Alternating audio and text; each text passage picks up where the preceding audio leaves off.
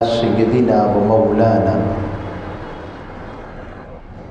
وملجأنا ومأوانا محمد نبي الأمين المكين الحنين الكريم الرؤوف الرحيم. أما بعد فأعوذ بالله من الشيطان الرجيم. بسم الله الرحمن الرحيم. قال الله تبارك وتعالى في القرآن المجيد: يا أيها الذين آمنوا توبوا إلى الله توبة نصوحا عسى ربكم أن يكفر عنكم سيئاتكم ويدخلكم جنات تجري من تحتها الأنهار يوم لا يخزي الله النبي والذين آمنوا معه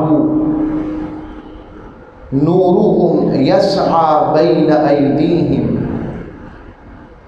وبأيمانهم يقولون ربنا أتمم لنا نورنا واغفر لنا إنك على كل شيء قدير. صدق الله مولانا العظيم وصدق رسوله النبي الأمين الكريم. حاضرین گرامی قدر، سامعین عزیز وقار، اللہ رب العزت کی بارگاہ میں التجا ہے، آرزو ہے کہ مالک کریم ہمیں یوں ہی اسلام کے ساتھ، قرآن کے ساتھ، صاحب قرآن کے ساتھ اور اپنی ذات کے ساتھ وابستہ رکھے. شعبان المعظم کا مہینہ، وہ شعبان جس کے شین میں رب نے شرف رکھا ہے، جس کی آئین میں رب نے علو رکھا ہے، بلندی رکھی ہے، جس کی با میں رب نے بر نیکی خیر رکھی ہے، وہ شعبان جس کے الف میں رب نے الفت رکھی ہے، محبت رکھی ہے، اور وہ شعبان جس کے نون میں رب نے نور رکھا ہے. شعبان المعظم کا یہ مہینہ جس کے لیے مجدہ جاں فضا اور جس کے کرم و رحمت کے لیے اتنا ہی کافی ہے کہ میرے کریم تاجدار کائنات اللہ کے حبیب رسول اللہ صلی اللہ علیہ وسلم نے ارشاد فرمایا: شعبان شہری، لوگو شعبان میرا مہینہ ہے اور رمضان اللہ کا مہینہ ہے. وہ شعبان جس میں رب نے ایک رات رکھی ہے، جسے ہم اپنے عرف میں شب برات کہتے ہیں، اور عرب میں اس کو نصف شعبان المعظم کی رات کہتے ہیں، یا جسے 15 شعبان المعظم کی رات کہتے ہیں. وہ رات جب رب کریم اپنی شان کے مطابق مغرب کے بعد ہی آسمان دنیا پر آ کر فجر تک اعلان مغفرت و رحمت اپنے مخلوق کو اور بالخصوص ایمان والوں کو عطا فرماتا ہے. وہ رات جب بنو کلب کی بھیڑوں کے بالوں کے برابر بھی گناہ ہوں تو وہ معاف کرنے والا انہیں معاف کر دیتا ہے. ایک بات کہہ کے میں بھی آج کا مضمون بھی ہمارا توبہ سے متعلقہ ہے. ہمیں توبہ کی ضرورت ہے. انفرادی سطح سے لے کر اجتماعی سطح تک ہم توبہ سے دور چلے گئے. ہم نے رب باری تعالیٰ کی آسانیوں کو ہم نے اس کا ناجائز فائدہ اٹھانا شروع کر دیا ہے. پھر طرح طرح کے وبال آتے ہیں، آزمائشیں آتی ہیں. وہ رب نہیں چاہتا کہ آئیں، وہ ہمارے اعمال لے کر آتے ہیں، ہماری کمیاں لے کر آتے ہیں. ایک نقطہ اس حوالے سے بھی دے دوں، شب برات کے حوالے سے یہ کہا جاتا ہے شاید یہ بات ایسے نہیں ہے، یا یہ حدیث ترمذی میں آئی، فلاں جگہ آئی، تو یہ حدیث ضعیف ہے. اب ضعف حدیث پر وہ بات کر رہے ہیں جنہیں اصول حدیث کا علم نہیں ہوتا. اتنا نقطہ دے دیتا ہوں، اگر ایک سند ضعیف ہو، یعنی ایک طرق سے روایت ضعیف ہو جائے، ضعیف بھی حدیث ہی ہوتی ہے، کوئی اسے حدیث سے نکال نہیں سکتا. اور اگلی بات ایک اور نقطہ سمجھ لیں بڑی دھیان سے، وہ یہ ہے کہ ضعیف کبھی بھی فرمان رسول نہیں ہو سکتا، یعنی کمزور. تو پھر ضعیف کیا ہے؟ ضعیف فرمان رسول نہیں ہوتا، بلکہ جس چینل کے ذریعے، جس سند کے ذریعے حدیث آ رہی ہوتی ہے، اس چینل میں کوئی شخص ایسا ہوتا ہے جس پر اصول حدیث کے ائمہ امام اس کی زندگی کے اوراق کو کھولتے ہوئے بتاتے ہیں اس میں مذہباً یا دیناً یہ کمی تھی، اس میں حافظے کی یہ کمی تھی، اس کی عدالت میں یہ کمی تھی. اس کی بنیاد کے اوپر کہتے ہیں کہ شاید اس نے یہ بات بھی درست نہ کہی ہو. مگر اگر اسی سند کی حدیث، اسی متن کی حدیث سند بدل کر کسی اور ذریعے سے آ جائے، پھر دوسرے درجے سے آ جائے، پھر تیسرے درجے سے آ جائے، پھر چوتھے درجے سے آ جائے، پھر پانچویں درجے سے آ جائے، تو یاد رکھیں پہلے ضعیف کا حکم سن لیں. ضعیف حدیث بھی ہم فضائل اعمال میں لیتے ہیں، اس کو کبھی بھی حدیث کے چیپٹر سے باہر نکالا نہیں جا سکتا. اور یہ ہماری طرح نہیں ہوتی ضعیف. ہم کئی سمجھتے یہ حدیث ہی نہیں ہے. جو حدیث نہ ہو اس قول کو موضوع کہتے ہیں. کیا کہتے ہیں؟ میم واو زا ضاد واو عین، موضوع یا موضوع کہتے ہیں. میری مجبوری ہے کہ میں یہاں چاہتا ہوں کہ کوئی بات آپ ہٹ کر سمجھیں. تو کل پوچھے کوئی کہ ضعیف کیا ہوتی ہے، کوئی ایسے کہتے یہ تو حدیث ضعیف ہے، اسے کہو ضعیف ہوتا کیا ہے یہ تو بتاؤ. اتنا پوچھنے کی ضرورت ہے. اس نے ایسی تفسیر ہو سکتا بتائے جسے پتہ ہی نہ ہو، تو اسے سمجھائیں کہ ضعیف اسے نہیں کہتے جو تم کہہ رہے. ضعیف یہ ہوتی ہے جو ہوتی تو حدیث ہے، مگر جس کی سند میں کسی راوی کے اوپر تان آ جاتا ہے.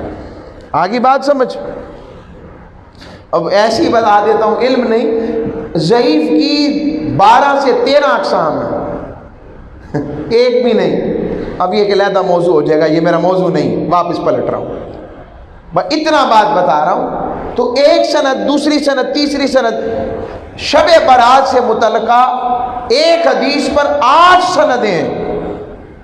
سیدہ عائشہ صدیقہ سے بھی مروی ہے، سیدنا صدیق اکبر سے بھی مروی ہے، مولا علی المرتضیٰ سے بھی مروی ہے، سیدنا ابو ہریرہ سے بھی مروی ہے، اور اس طرح 8 سندیں ہیں. تو جس پر اسناد 8 آ جائیں اب بھی ضعیف رہ گئے. اگر پھر بھی کوئی ضعیف سمجھتا ہے اسے چاہیے کہ کسی کے پاس زانو تلمذ طے کرے. عوام الناس اور امت مسلمہ کے اجماع کو اور امت مسلمہ کے اس اکٹ کو اور اجماع کو جو کہ منعقد ہو چکا ہے اس میں رکھنا اور فتنہ نہ ڈالے. آگے بات سمجھ. اب آگے آئیں. آج کے موضوع کے لیے میں نے توبہ کی حدیث لی، توبہ کا موضوع لیا ہے. توبہ نصوحا. توبہ وہ دروازہ ہے جب سب دروازے بند ہو جاتے ہیں.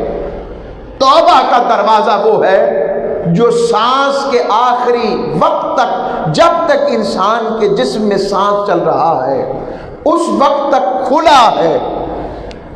توبہ وہ ہے جو انسان کو اللہ اور اس کے رسول کے قریب کر دیتی ہے۔ توبہ وہ ہے جو انسان کے قربت الہیہ کا ذریعہ ہے۔ توبہ وہ ہے جو رب کے مغفرت کے خزانے گناہگار کے لیے کھول دیتی ہے۔ توبہ وہ ہے جو رب باری تعالی اپنی رحمت کے صدقے جس پر توبہ کرنے والے پر جو چیز نچھاور کرتا ہے وہ رحمت ہے، تو توبہ اس کا نام ہے۔ اللہ رب العزت نے ارشاد فرمایا، آئیں رب کے میٹھے میٹھے قرآن سے باتیں سنتے ہیں۔ آج ہمیں توبہ سے دور چلے گئے، ہم نے توبہ کا معنی بس رکھ لیا کہ زبان سے توبہ کر لی تو توبہ سمجھتے ہیں، نہیں۔ آئیں رب فرماتا ہے یا ایھا الذین آمنوا، اے ایمان والو، توبو الی اللہ توبۃ نصوحا۔ ایک طرف شیطان، ایک طرف نفس، ایک طرف دنیا، پھر دنیا کی آسائشیں، دنیا کی رنگینیاں، مادیت کی طلب، مادیت کے اندر جاذبیت، اس کے اندر دلکشی، اور دوسری طرف مولا اللہ کا کرم، اس کی رحمتیں، اس کے حبیب کی رحمت اور اللہ اور اس کے رسول کی ذات۔ اس کیفیت میں جب انسان کشمکش میں جاتا ہے، تو جب انسان مادیت پرست ہونے کی وجہ سے خدا پرستی سے دامن چھڑا کر مادیت والا ہو جاتا ہے، تو انسان جب اس طرف جاتا ہے تو ادھر رب کی بارگاہ سے آواز آتی ہے، توبو الی اللہ، اے بندے جو اب بھی مجھ سے دور چلا گیا ہے، دیکھ میں رب ہو کر جسے کسی کی کوئی پرواہ نہیں، جو اللہ الصمد ہے، جو بے نیاز ہے، جسے کوئی پرواہ نہیں کہ کوئی اس کی عبادت کرے نہ کرے، مگر وہ اپنے بندوں سے پیار کرتا ہے، اپنے محبوب کی امت سے پیار کرتا ہے، کیونکہ یہ محبوب کی امت ہے، تو کہتا ہے یا ایھا الذین آمنوا، وہ لوگ جو میرے مصطفیٰ کے غلام ہیں، میں ان سے بات کر رہا ہوں، توبو الی اللہ، آ جاؤ اللہ کی طرف، اللہ تمہیں پکار رہا ہے، اللہ تمہیں بلا رہا ہے۔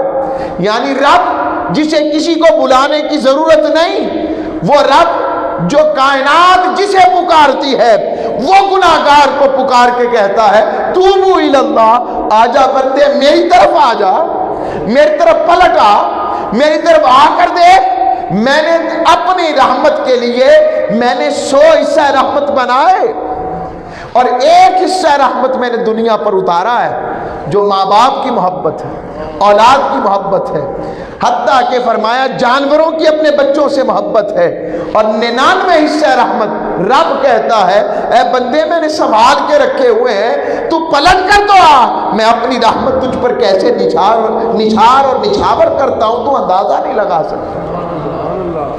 فرمایا توبو الی اللہ، اللہ کی طرف آ جاؤ، اور کیسے آؤ؟ توبۃ نصوحا، توبۃ نصوحا والے بن کر۔ ہائے ہائے، فرمایا خالص بن کر آنا، بس پلٹو تو خالص بن کے آنا۔ اب اس کے لیے میں کئی معنی دیتا ہوں، نصوحا کسے کہتے ہیں؟ آواز میں گونج زیادہ ہے، جیسے بہت زیادہ گونج لگ رہی ہے کہیں پر، دور سے آواز آ رہی ہے جیسے بڑی۔ بسم اللہ الرحمن الرحیم۔ تو عرض کر رہا ہوں، یا اس کے اسپیکر بند کر دیں اوپر سے جا کے کسی طرح، یا اس کو بند کر دیتے ہیں۔ اچھا چلے، توبۃ نصوحا، تو فرمایا نصوح کیا ہوتا ہے؟ اس کو جب دیکھتے تو رب کون سی توبہ چاہتا ہے؟ ہم نے بڑا سنا ہے توبۃ نصوحا، توبۃ نصوح کرنی چاہیے، نصوح ہے کیا؟ آج وہ جانتے ہیں۔ جب آپ شہد لیتے نا، شہد کا چھتے میں سے شہد نکالا جاتا ہے، تو شہد کے چھتے میں صرف شہد نہیں ہوتا، شہد کے ساتھ موم بھی ہوتی ہے، تو جب اس شہد کو موم سے پاک کر دیا جاتا ہے نا، اسے کہتے ہیں عسل الناس، اسے کہتے ہیں خالص شہد۔ رب کہہ رہا ہے بندے تو مجھ سے توبہ کر مگر خالص ہو کر کرنا، اس میں کسی قسم کی آمیزش نہ رکھنا، یہ نہ ہو تیرے دل میں ہو کہ پھر گناہ کروں گا پھر رب کو منا لوں گا پھر گناہ کروں، نہیں، توبہ کا مطلب یہ ہے خالص ہو کر اس کا ہو جا۔ تو دیکھتا نہیں میں نے اپنے حبیب کو کیا کہا، وَاذْكُرِ اسْمَ رَبِّكَ وَتَبَتَّلْ إِلَيْهِ تَبْتِيلًا، اے میرے حبیب اپنے رب کا ذکر یوں کر کے دکھا نا ذرا، ایسے کر کہ سارے کا سارا کٹ کے صرف اس کا ہو جا۔ یہ خلوص ہے، یہ خالصیت ہے۔ رب کہہ رہا ہے خالص ہو کر میری طرف آ جا۔ بس خلوص کسی شے کا نہیں، ارادے کا نام ہے۔ جیسے ہی بندے نے ارادہ کیا، اس پہ بھی رب کی رحمت دیکھیں، رب کی رحمت دیکھیں۔ حدیث مقدسہ میں آتا ہے جب بندہ ارادہ نیکی کرتا ہے، صرف ارادہ کرتا ہے کہ میں نیکی کا کام کروں گا، اب پتہ نہیں کب کرے، رب کہتا ہے فرشتوں کو حکم دیتا ہے چلو بھائی اس کے نامہ اعمال میں اجر لکھنا شروع کر دو۔ حضور آقا علیہ السلام نے یہ بھی فرمایا، حدیث کا مفہوم ہے، فرمایا رب باری تعالی مومن کی نیکی پر، اس کی نیت پر نیکی سے زیادہ اجر دیتا ہے۔ نیت کر لے، چل پڑا کہ میں حج کروں گا، میں عمرہ کروں گا، میں فلاں کروں گا، میں بھوکے کو کھانا کھلاؤں گا، میں ویسے کروں گا، میں کسی یتیم کے سر پر ہاتھ رکھوں گا، میں بیوہ کے لیے سہارا بنوں گا، میں یہ عمل کروں گا۔ نیت کر لے، ابھی کی نہیں، رب کہے گا اجر لکھنا شروع کر دو۔ مالک ابھی نیکی تو کی نہیں، کہا کی نہیں کیا ہوا، نیت تو کر لی ہے نا، ہیں؟ اور جب کرے گا اس کا اجر علیحدہ، جب کر لے گا وہ اجر علیحدہ، نیت کا اجر پہلے۔ اور دوسری طرف گناہ کا ارادہ کر لیا، میں نے فلاں بندے کی زمین پہ قبضہ کر لینا، میں نے اس پر 2 نمبر طریقے سے کیس کر دینا، میں نے فلاں جگہ ایسے کر لینا، حتیٰ کہ قتل کا ارادہ بھی تو لوگ کرتے ہیں نا، مارنے کا ارادہ بھی کرتے ہیں، فسق و فجور کا ارادہ بھی کرتے ہیں، گناہ کا ارادہ بھی کرتے ہیں۔ مالک اب بھی کیا تو اپنے فرشتوں کو حکم دیتا ہے کہ گناہ لکھنا شروع کر دے؟ کہتا ہے میں نے تو کہا ہی نہیں، میں نے تو کہا ہی نہیں کہ گناہ لکھنا شروع کر، خاموش رہو بھائی۔ مالک ادھر نیکی کا اجر، کہا یہ میری رحمت ہے، اور ادھر کہا یہ بھی میری رحمت ہے، ابھی کیا تو نہیں نا، جب کروں گا تب دیکھوں گا۔ اور وہ بندہ وہ گناہ کر لے، پھر بھی قلم کو حکم دیتا ہے فرشتوں تھوڑی دیر ٹھہر جاؤ، شاید واپس آ جائے، شاید لوٹ آئے۔ اور دوسری طرف کر کے پھر لکھ دیتا ہے اپنی شان کے مطابق، کہتا ہے اب قیامت تک کے لیے لکھ دیا ہے، یعنی جب تک اس کی سانس باقی ہے، زندگی کے آخری لمحے تک لکھ دیا ہے، اگر پلٹ آیا تو پھر بھی معاف کر دوں گا۔ اور رحمت کا پہلو دکھاؤں اس کی رحمت کیسی ہے، گناہ کیا نیکی کرے تو اس کا اجر 10 گنا، 70 آخرت میں، اور گناہ کیا تو مالک پھر گناہ بھی تو 10 گنا ہونا چاہیے، اس کی بدی بھی، یعنی اس کا اجر بھی 10 گنا ہونا چاہیے کہ 10 برائیاں۔ فرمایا نہیں، فرمایا نہیں، ایک گناہ کیا ہے نا، ایک ہی گناہ، یہ ہے توبو، وہ رب کہہ رہا۔ اور اگر فرمایا یہ میری رحمت ہے، اور اسی لیے کہہ رہا ہوں بندے تو خالص ہو کر نیت کر کے میری طرف آ کر تو دیکھ، تو آ تو صحیح، ماشاءاللہ تو آ تو صحیح، میں تجھے دیکھ کس طرح معاف کرتا ہوں، میری رحمت کس طرح سے معاف کرنا پسند کرتی ہے۔ اس کے لیے میں ایک اور قرآن کا حصہ لیتا ہوں اور اس میں ساری بات آ جائے گی. فرمایا الا الذین تابوا، جو لوگ توبہ کرنے والے ہو گئے، توبہ کرنے والے ہو گئے، واصلحوا، اور پھر اس توبہ کرنے کے بعد انہوں نے اپنی اصلاح کر لی، بدل گئے، تائب ہو گئے، بدل گئے، توبۃ النصوحہ والے ہو گئے. یہ میں نے ایک معنی دیا، دوسرا معنی پھر دیتا ہوں. ہائے ہائے ہائے، بڑا پیارا معنی ہے. نصوحہ کا دوسرا معنی ہوتا ہے پھٹے ہوئے کپڑے کو مرمت کرنا. ہائے ہائے، مجھے تو ایک اور معنی پتہ لگا اس سے. رب کہتا ہے تیری روح پھٹ گئی تھی، تیری روح بیمار ہو گئی تھی، جیسے تو نے توبہ کی تو توبہ نے تیری روح کو پھر میری ذات کے ساتھ جوڑ دیا. یہ ہے توبۃ النصوحہ. جس طرح ہائے ہائے لوگوں، ایمان کا لباس تو نے اپنے گناہوں کی وجہ سے تار تار کر لیا تھا، اپنی نیکیوں کا لباس تو نے تار تار کر لیا تھا، مگر توبۃ النصوحہ جب تو خالص ہو کر میری طرف آیا نا، جب تو نے کہا اللہ میں تیری طرف آ گیا، جب تیرے دل نے ارادہ کر لیا اور تیری آنکھیں میری محبت میں، میری رحمت میں اور شرمساری میں اور حیا میں گر گئی اور تیری آنکھیں بھر گئی، دل بے چین ہو گیا، روح تڑپ گئی کہ دیکھ اس کی زمین پہ رہتا ہے، اس کی غفاری تو دیکھ، پھر بھی اس کے گناہ، اس کی معافی، یعنی اس طرح سے اس کی بات نہیں مانتا مگر اس کی معافی تو دیکھ، وہ پھر بھی تجھے اپنی زمین سے نکالتا نہیں ہے. اس کی کریمی تو دیکھ، رزق اس کا کھاتا ہے مگر اس سے غافل ہے، اس کی کرم نوازی دیکھ، پھر بھی تجھ پر اپنا رزق بند نہیں کرتا. دیکھ تو صحیح. تو رب کہتا ہے تو جس طرح پھٹے ہوئے کپڑے کو مرمت کیا جاتا ہے، چاقوں کو رفو کیا جاتا ہے، اور ایسا کاریگر درزی ہو وہ بتاتا ہے کہ ایسا لگتا ہے جیسے کبھی یہ کپڑا پھٹا ہی نہیں تھا. رب کہتا ہے اس نے کیا رفو کرنا ہے جو میں کرتا ہوں، جو خالص ہو کر میری طرف آتا ہے. میں اپنے بندے کو گمان ہی نہیں ہونے دیتا کہ اس نے کبھی گناہ بھی کیا تھا. یہ ہے توبۃ النصوحہ. پلٹ آ اس کی طرف، جو اس کی طرف آ جاتے ہیں مگر اصلاح والا بن کر آ، خالص بن کر آ. اور پھر کہا وَاعْتَصَمُوا بِاللَّهِ، پھر اللہ کا دامن چھوڑو مت، اللہ کے دامن سے چمٹ جانا، اللہ کے دامن کو پکڑ لینا. وَاخْلَصُوا دِينَهُمُ اللَّهِ، اور اللہ کے دین کے، اللہ کے لیے اس کے دین کو خالص کر لینا.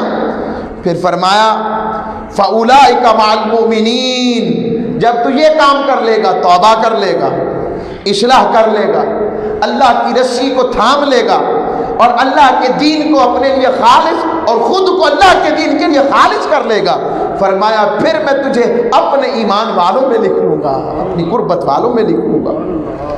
اور آگے فرمایا وَسَوْفَ يُؤْتِ اللَّهُ الْمُؤْمِنِينَ أَجْرًا عَظِيمًا، پھر اللہ اپنے محبوب کے غلاموں کو اجر عظیم عطا فرمائے گا. اور آگے سورہ النساء میں یہ آیت بڑی پیاری ہے. ما یفعل اللہ بعذابکم، اللہ کو کیا ہے کہ وہ تمہیں عذاب دے. ہائے ہائے، اللہ کی پیار کا عالم تو دیکھو.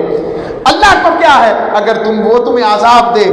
ان شکرتم و آمنتم، اگر تم اس کا شکر ادا کرتے رہو اور اس کے ایمان کے ساتھ وابستہ رہو. اللہ ایسا نہیں ہے کہ وہ تمہیں عذاب دے. اسے کیا پڑی کہ وہ عذاب دے، اسے کیا پڑی. وَقَانَ اللَّهُ شَاكِرًا عَلِيمًا، اور اللہ ہر حق کا قدر شناس ہے اور ہر عمل کا خوب جاننے والا ہے. اور اس کی توبہ کا عالم، اچھا صرف بندہ ہی توبہ نہیں کرتا، اللہ بھی توبہ کرتا ہے. ہائے ہائے، ہماری توبہ ہے، توبہ کی بھی قسمیں ہیں نا. ہم جیسے کچھ توبہ کرتے ہیں گناہوں سے نیکی کی طرف، کچھ توبہ کرتے ہیں جنت کی طلب کی طرف، اور کچھ توبہ کرتے ہیں صرف اس سے ملاقات کے لیے۔ یہ ان کی بھی قسمیں ہیں توبہ کی بھی۔ اور پھر آقا علیہ الصلوۃ والسلام بھی توبہ فرماتے تھے، استغفار بھی فرماتے، توبہ بھی فرماتے، 100 مرتبہ بھی تو 70 مرتبہ بھی۔ اب سوال پیدا ہوتا ہے، ہم تو یہ سمجھتے ہیں جو گناہ کرتا ہے وہ توبہ کرتا ہے، تو گناہ جب توبہ کی جاتی ہے تو رب نیکیاں لکھتا ہے، تو حضور نے تو کوئی گناہ کیا ہی نہیں، حضور تو معصوم ہے، تو پھر یہ جو توبہ سے حضور کیوں توبہ کرتے، حضور کیوں استغفار کرتے؟ وہ اس لیے توبہ استغفار کرتے ہیں، سمجھا رہا ہوں کہ حضور کی ہر توبہ استغفار پر میرے مصطفیٰ کا اور درجہ بلند ہوتا تھا، درجہ بلند ہوتا تھا۔ یہ توبہ کا معنی ہے حضور علیہ الصلوۃ والسلام کی۔ فرمایا تم جب خالص ہو کر، اور کتنا خالص ہو جاؤ، اور اللہ کا توبہ کرنا یہ ہے، ماشاءاللہ اللہ کا توبہ کرنا یہ ہے کہ رب بندے کی طرف توجہ کرتا ہے اور اپنی رحمت اس پہ نازل فرماتا ہے۔ رب توجہ کرتا ہے، رب اس کی طرف دیکھتا ہے، اچھا آ گئے ہو، کوئی بات نہیں ہے تو میرا نا، اب واپس پلٹ آیا ہے، اور اس کی حقیقت سمجھنی ہو، یہ حدیث مقدسہ میں مسند امام احمد بن حنبل کی، ان الشیطان قال وعزتک یا رب لا ابرح اغوی عبادک ما دامت ارواحهم فی اجسادهم قال الرب وعزتی وجلالی لا ازال اغفر لهم ما استغفرونی۔ فرمایا شیطان نے جب راندہ بارگاہ ہو گیا، جب مردود ہو گیا، جب نکالا گیا، تو حدیث قدسی میں ہے اس نے اللہ سے کہا، اے اللہ مجھے تیری عزت کی قسم میں تیرے بندوں کو گمراہ کرتا رہوں گا جب تک ان کی روحیں ان کے جسم میں باقی رہیں گی۔ رب نے فوراً ارشاد فرمایا، ارے شیطان سن، مجھے اپنی عزت کی بھی قسم، مجھے اپنی جلال کی بھی قسم، میں بھی اپنے بندوں کو معاف کرتا رہوں گا جب تک وہ مجھ سے معافی مانگتے رہیں گے، جب تک وہ میری طرف پلٹنے والے ہوتے رہیں گے۔ روایات میں آتا ہے حضرت یحییٰ بن القطان، یحییٰ بن سعید القطان بہت بڑے تابعی ہیں، قرآن پڑھ رہے تھے، تو قرآن پڑھتے پڑھتے رب نے حضرت موسیٰ کا تذکرہ آیا، تو رب نے اپنے محبوب کلیم موسیٰ علیہ السلام سے کہا، موسیٰ فرعون سے ذرا نرمی سے بات کرنا۔ رب نے فرمایا فرعون سے نرمی سے بات کرنا، نرم لہجے میں بات کرنا فرعون سے۔ حضرت یحییٰ بن سعید القطان تڑپ گئے، مالک اس فرعون کو اپنے موسیٰ کو کہتا، اس فرعون سے نرمی سے بات کرنا جس کا دعویٰ ہے کہ انا ربکم الاعلی، میں سب سے اعلیٰ رب ہوں، استغفر اللہ العظیم۔ مالک اپنے موسیٰ کو اس سے کہتا ہے نرمی سے بات کرنا، ہائے ہائے، جو تیری ربوبیت کو چیلنج کر رہا ہے اور خود کو سب سے اعلیٰ رب کہتا ہے، اسے کہتا ہے میرے موسیٰ فرعون سے ذرا نرمی سے بات کرنا۔ یہ فرعون کے ساتھ بات ہے تو پتہ نہیں مالک تو اپنے بندوں کے لیے کتنا نرم ہوگا۔ روایات میں آتا ہے جب فرعون کو غرق ہو رہا تھا تو جبرائیل امین پاس کھڑے تھے اس کے، اور منہ میں اس کے کیچڑ اڈیلتے تھے بار بار، تو مر گیا۔ جبرائیل امین رب کی بارگاہ میں پہنچے، عرض کی، رب نے پوچھا جبریل تو اس لیے اس کے منہ میں کیچڑ ڈال رہا تھا نا کہ کہیں اب بھی واپس سچے دل سے نہ آ جائے؟ کہا جی مالک۔ کہا توبہ نہ کر لے اس لیے ڈال رہا تھا نا؟ کہا ہاں۔ کہا اگر تب بھی وہ سچے دل سے میری طرف پلٹ آتا تو میں اسے معاف کر دیتا۔ یہ فرعون کے ساتھ حال ہے اور ہم کہاں بیٹھے ہوئے۔ وہ کتنا خوش ہوتا ہے اپنے بندوں سے، کتنا خوش ہوتا ہے۔ حدیث میں آتا ہے اللہ کو جو توبہ کرنے والے کی توبہ پر اتنی خوشی ہوتی ہے کہ اسے نیکوکار کی نیکی پر اتنی خوشی نہیں ہوتی جتنی گناہگار کے توبہ کرنے پر ہوتی ہے۔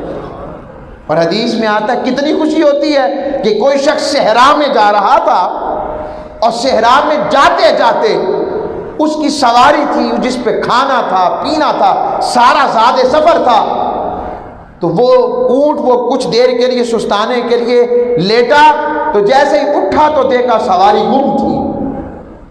اب لق و دق صحرا تھا، کبھی دائیں بھاگتا ہے کبھی بائیں بھاگتا ہے، کبھی آگے جاتا ہے کبھی پیچھے جاتا ہے، کہیں پر سواری کا نشان مل جائے، آخر تھک ہار کر موت کے انتظار میں بیٹھ جاتا ہے، اور بیٹھے ہوئے اس پر بے ہوشی طاری ہوتی ہے یا نیند طاری ہوتی ہے، اور تھوڑی دیر بعد جب اس کو ہوش آتا ہے تو سامنے دیکھتا ہے اس کا وہی اونٹ سامنے کھڑا ہے، وہ سامان سے بڑا ہوا زاد سفر والا اونٹ سامنے کھڑا ہے، تو وہ خوشی میں بول اٹھتا ہے اور اس کی زبان سے کلمہ شکر میں کلمہ کفر صادر ہو جاتا ہے، اور وہ کہتا ہے اللہ تیرا شکر، اور وہ صحیح بات کہنے کے بجائے غلط بات کہہ اٹھتا ہے، خوشی میں دیوانہ جو ہو جاتا ہے، اور دیوانگی میں کہتا ہے اللہ تیرا شکر کہ میں تیرا اللہ تو میرا بندہ۔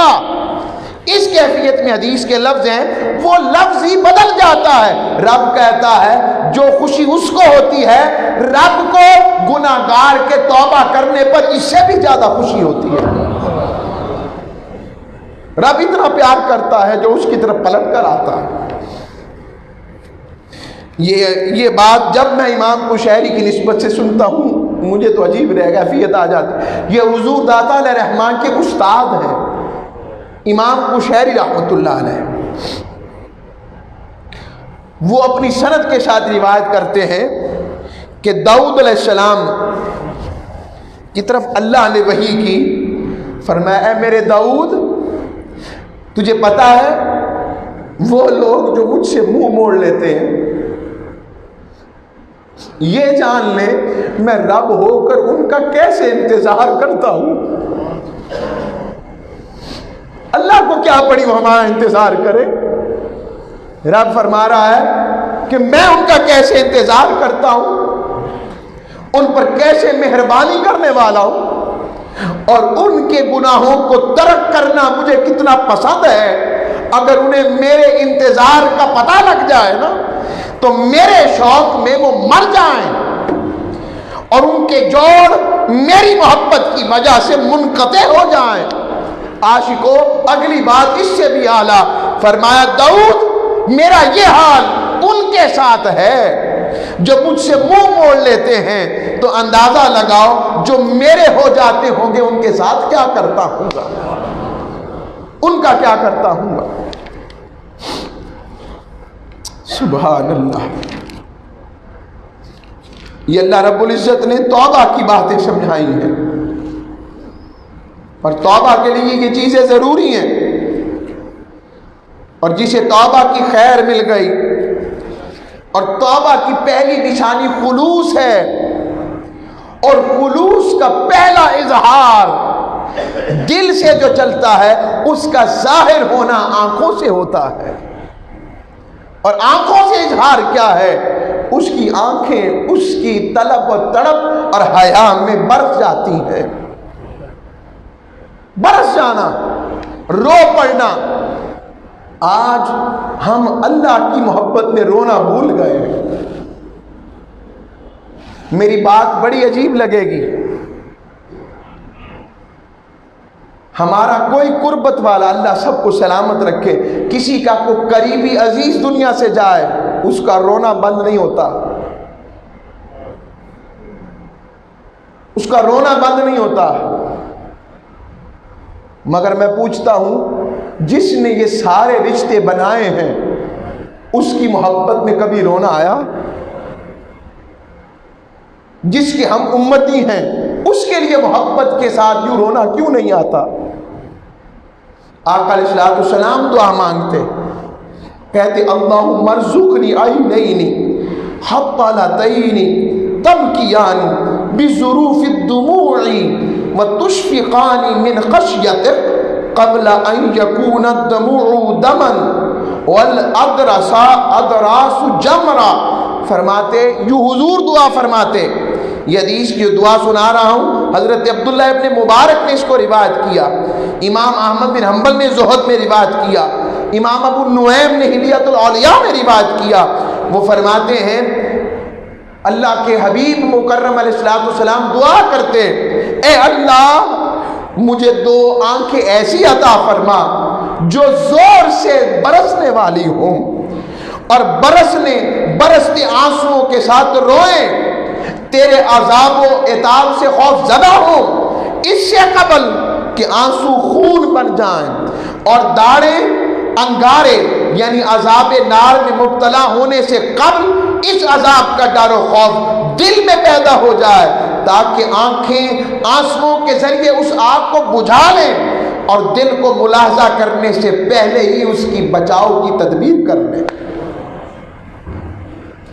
آقا علیہ السلام نے سیدنا ابو ہریرہ روایت کرتے ہیں، فرمایا اس آنکھ کے علاوہ ہر آنکھ قیامت کے دن رو رہی ہوگی جو اللہ تعالیٰ کی حرام کردہ چیزوں کو دیکھنے سے جھکی رہی، اور جو آنکھ اللہ کی راہ میں بیدار رہی، اور تیسری آنکھ جو اللہ کے خوف کی وجہ سے اتنا روئی تو اور کچھ نہیں، مکھی کے سر کے برابر اس کی آنکھوں سے اس کی خشیت کا قطرہ گر پڑا، رب اس آنکھ کو بھی دوزخ میں جلنے نہ دے گا. یہ ہے رونا. آقا علیہ السلام نے خطاب فرمایا، اور خطاب فرماتے ہوئے میری سرکار نے، حضور کا خطاب تھا کسی اور کا نہیں، وہ وما ینطق عن الہویٰ والی زبان تھی. ایک صحابی حضور کے سامنے بیٹھے ہوئے تھے، جب وہ بیٹھے ہوئے تھے تو حضور کی گفتگو سن کے رو پڑے. حضور نے خود ارشاد فرمایا کہاں ہیں آج بڑے بڑے گناہ کرنے والے، کاش کہ وہ اس محفل میں ہوتے. اور فرمایا یہ اکیلا نہیں رو رہا، اس کے ساتھ فرشتے بھی رو رہے ہیں اور اللہ سے دعا کر رہے ہیں مالک اس رونے والے کی وجہ سے جن کو رونا نہیں آ رہا انہیں معاف کر دے. لہٰذا رونے والوں کی صحبت میں بیٹھا کرو جن کی آنکھیں اللہ کی محبت اور خشیت میں برستی ہیں، ان کی صحبت میں بیٹھا کرو. جنہیں اللہ کے حبیب مکرم کے جلووں کی یاد ستاتی ہے ان کی صحبت میں بیٹھا کرو. ایسی مجلسوں میں ڈھونڈ کر جایا کرو جہاں پر اللہ اور اس کے حبیب کا ذکر یوں ہو، جہاں پر روحیں تڑپنا سیکھ لیں، جہاں پر دل قرار پائیں جب آنکھوں سے آنسو رواں ہو جائیں. اور رونا رب کو کتنا پسند ہے. توبہ کے اندر میں آج صرف رونے کی بات، پھر اگلا اس مضمون کو چلاؤں گا. ابھی صرف اسی کو چھیڑ رہا ہوں، بیان نہیں کر رہا، صرف چھیڑ رہا ہوں. وقت ختم ہو گیا میرے پاس. عرض کر رہا ہوں قیامت کے دن اللہ رب العزت کے حضور ایک شخص کا اعمال نامہ میزان پر تولا جا رہا ہوگا. جب اس کے اعمال ختم ہو جائیں گے بس اس کے نام اعمال میں لکھا ہوگا کہ یہ اللہ کی راہ میں تھوڑی دیر کے لیے رویا تھا، تڑپا تھا، تھوڑی دیر کے لیے اس کی آنکھیں ڈبڈبائی تھی، اس کے چہرہ کپ کپا گیا تھا، جسم جھرا گیا تھا اور آنکھوں سے آنسو بہ پڑے تھے. رب باری تعالی سے فرشتے کہیں گے مالک بس اب آنسو تو رہ گئے تول لیں. رب کہے گا نہیں تول لیں، آنکھوں کے آنسو نہیں تول لیں. مالک کیا وجہ ہے؟ رب کہے گا میرا میزان چھوٹا ہے، اس کے آنکھوں کے آنسوؤں کا وزن زیادہ ہے. اس کی آنکھوں کا آنسوؤں کا وزن زیادہ ہے. لوگوں آؤ اس رحمت کی طرف جو اتنا خوش ہوتا ہے کہ آنکھوں کے پانی جو اس کی محبت اور خشیت میں بس چند لمحوں کے لیے گر جائے وہ اس پر بھی راضی ہو جاتا ہے، میرے بندے میں نے تجھے معاف کر دیا۔ آج ہمارے پاس وقت نہیں ہے۔ بس اختتام کرتا ہوں اس واقعے کے ساتھ۔ رات کا پچھلا پہر ہے، سحری کا وقت ہو چکا۔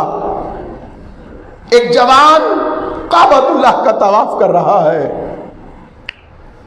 منہ پر نقاب رکھ لیتا ہے، چادر آگے کی ہوئی ہے، اور ایک طرف ایک متقین کی جماعت بیٹھی ہے تہجد گزاری کی کیفیت میں، کعبہ ہے، حرم کعبہ ہے، اور وہ دعائیں کر رہے ہیں، اور وہ جوان طواف کرتے ہوئے کہتا ہے اے میرے اللہ، اس کائنات میں مجھ سے بڑا کوئی گناہگار نہیں ہے، میں اتنا گناہگار ہوں کہ تیری زمین پر مٹی کے اتنے ذرے نہیں جتنے میرے گناہ ہیں۔